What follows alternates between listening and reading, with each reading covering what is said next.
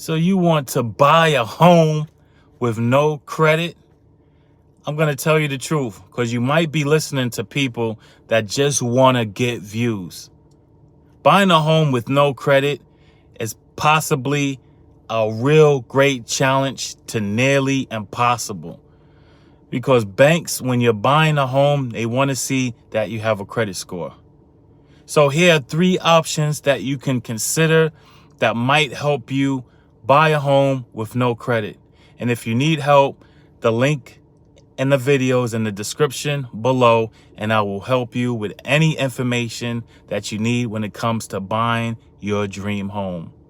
So number 1, you want to save up a large amount of down payment, because if you don't have credit or your credit is in a bad situation, banks are just going to require that you have a larger down payment, even through a private lender also.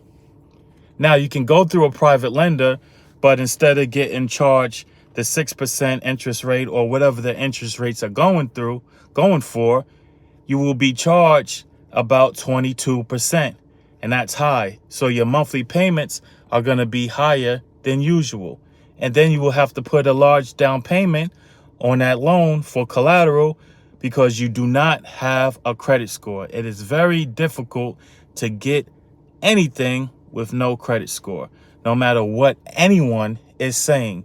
So I want to leave you with that fact. Number 2, there's government programs where they don't have credit score requirements. You do have to establish some credit, but if you don't have any credit, it might be hard to get these loans. Now, the FHA, the Federal Housing Authority, have loans that you can get with a minimal credit score. So I suggest you go on their website and check it out. Now, number 3, you want to do some alternative or find an underwriter that is lenient and they're doing underwriting manually. So when they do the underwriting manually, they're not checking for income. They're not checking for your credit score.